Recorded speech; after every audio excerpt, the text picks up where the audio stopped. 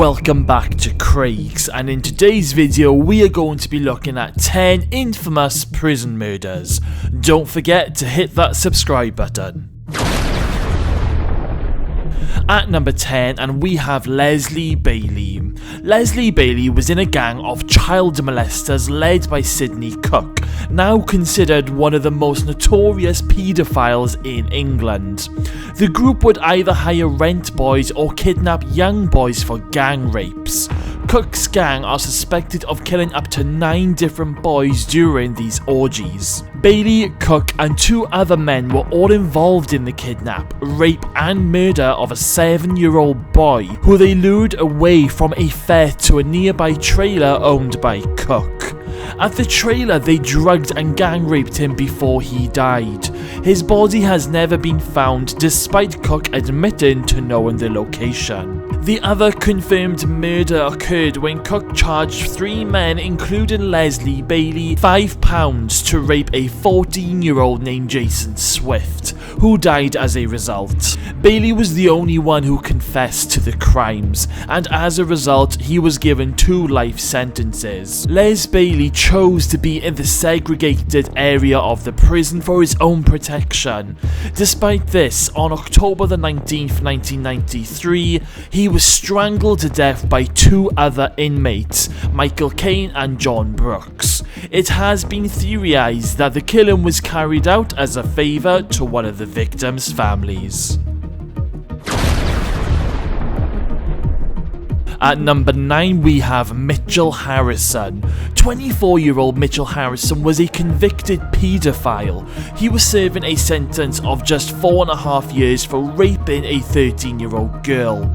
On October the 1st, 2011, 2 other inmates, one 33-year-old Michael Parr and 24-year-old Nathan Mann, lured fellow Mitchell Harrison into a cell. The pair of convicted murderers held Harrison down and cut his throat with plastic cutlery and a razor blade. They then stabbed him in the eye with a pen before proceeding to disembowel him.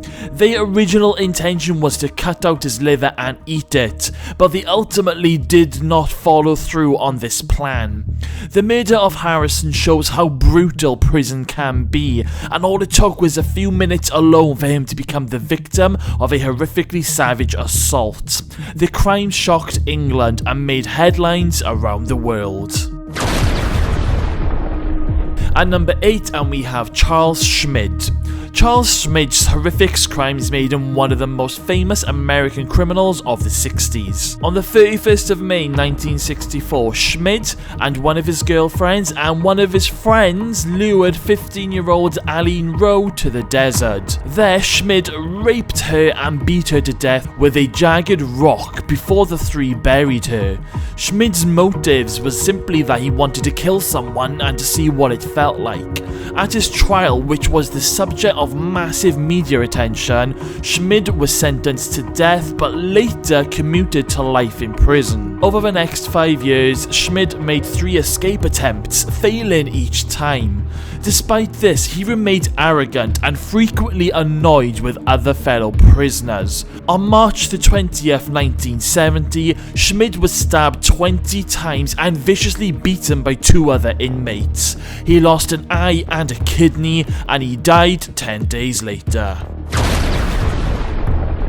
At number 7, and we have Therolt. Therolt is one of the most infamous criminals in Canadian history, and with very good reason. His crimes were horrific even by the standards of the other entries on this list. Therolt was intelligent and fanatically religious.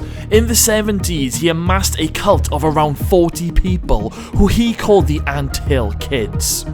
Therolt used the women as concubines and impregnated many of them, fathering 26 children altogether. He demanded his followers obey him unquestionably, and some disciples were forced to cut off their own fingers with wire cutters to prove their loyalty. Therolt was originally sentenced to 2 years in prison for the death of his 2-year-old son Samuel, who died from a botched circumcision and beating. Therolt's second murder came when he left one of his own infants outside in a blizzard. His third murder was one of his concubines who complained of an upset stomach. After trying to perform an enema by shoving a plastic tube up her rectum, Therolt sliced open her stomach and pulled out her intestines with his bare hands. He then made another member, Gabrielle Lavelle, stitch her back up. After the woman died, he ordered a disciple to drill a hole in her head, and he then ejaculated into the hole. Despite the atrocities that he committed, Therolt's crimes didn't come to light until Gabrielle Lavelle escaped from the commune and finally turned to the police. Therolt was arrested and convicted later that year. In 2011, at the age of 63, Therolt was attacked by Matthew Gerald MacDonald, his 60-year-old cellmate. MacDonald strongly disliked Therolt for the horrifying acts that he had committed, especially those involving women and children. He stabbed Therolt in the neck and he then brought the shank to the prison guards, confessing immediately to the crime, and he was given another life sentence. At number 6, and we have Richard Loeb. At the age of 14, a highly intelligent young man named Richard Loeb was admitted to University of Chicago. There he met Nathan Leopold, who was much younger than the other students at the university. The two quickly became inseparable and are thought to have been lovers. Both Leopold and Loeb were obsessed with committing the perfect crime. On May the 21st, 1924, when Loeb was 18 and Leopold was 19, they decided to carry it out. The pair drove around looking for a victim before settling on Loeb's neighbour, 14-year-old Bobby Franks, who they kidnapped and struck over the head with a chisel. They then disposed of the body and delivered a ransom note to Frank's parents, but they had already contacted the police. As it turns out, the perfect crime wasn't quite so perfect, and the pair were arrested, but they ended up turning on each other and accused each other of masterminding the crime. On September the 24th, 1924, they were both given a life sentence for murder and an additional 99 years for kidnapping. While in prison, guards were ordered to keep the pair apart, but they eventually ended up together. In 1932, they started a school in prison and began teaching other inmates. Then, on January the 28th, 1936, Loeb was attacked in the shower by his cellmate, James E. Day, who ended up slashing him about 50 times with a straight razor. Day claimed that the attack was triggered when Loeb made a pass at him, but his motive has been widely questioned since Loeb's throat was slit from behind. At number 5, and we have Rocrast Mack. In 2009, Rocrast Mack was arrested for selling $10 worth of crack to an undercover police officer. He pleaded guilty and was given a 20-year sentence. Prison guard Melissa Brown was doing a nightly head count when she came across Mack and accused him of masturbating under his blanket. After Brown struck him twice with her baton, Mack hit back and bloodied her lip. He then ran away but did comply when ordered to stop by another guard. Then, 5 other correctional officers arrived on the scene. In the dorm lobby in front of other prisoners, the 6 guards took turns beating Mack with their feet, hands and batons. Despite being in a coma, Mack was taken to the hospital surrounded by guards. The prison chaplain called Mack's parents to inform them of his condition, but when his father arrived at the hospital, he was prevented from seeing his son on the warden's orders. The warden relented after a few hours, but the guards still would not allow Mack's father to touch his dying son. Mack died the next day. The ringleader, Lieutenant Michael Smith, who had been previously accused of brutality on at least 4 occasions, was charged with murder. 2 other guards, 43-year-old Matthew Davidson and 31-year-old Joseph Sanders, were also charged. At number 4, and we have Meral and Robert Hoffman. 2 of the most infamous prison murders in US history happened on October the 22nd, 1983. A 51-year-old prison guard named Meral was escorting former Brotherhood leader Thomas Silverstein back to his cell after a shower. Silverstein was slipped a shank, and he ended up charging at Officer Klutz and stabbed him 40 times, instantly killing him. 8 hours later, in the same prison, 53-year-old Robert Hoffman and 2 other guards were transferring Clayton Fountain, who was also a member of the Brotherhood. Once in the prison, Fountain was given a shank by another prisoner and attacked the officers. Hoffman was able to save the 2 guards before being stabbed himself. He then managed to make it back to his son, who was also a prison guard at the same prison, before dying in his arms. This was the first and only time 2 correctional officers were murdered on the same day in separate incidents in the history of the US penal system. At number 3, and we have John Johan. In January 2002, Boston Catholic priest John Johan was convicted of molesting a young boy in a swimming pool in 1991 and sentenced to up to 10 years. After his conviction, the now defrocked priest was accused of molesting up to 130 other individuals during his 30 years as a priest. The 68-year-old was put into protective custody, and his cellmate was 38-year-old Joseph Druce, a self-proclaimed white supremacist who was serving a life sentence after killing a man who picked him up while he was hitchhiking. On August 23, 2003, Druce blocked the cell door, then strangled and stomped Johan to death.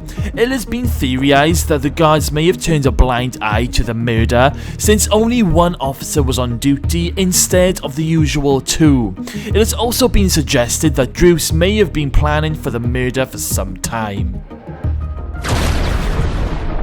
At number 2, and we have Zahid Mubarak. On March 31st, 2001, the day before he was scheduled to be released, 19-year-old Saeed was found bleeding and beaten.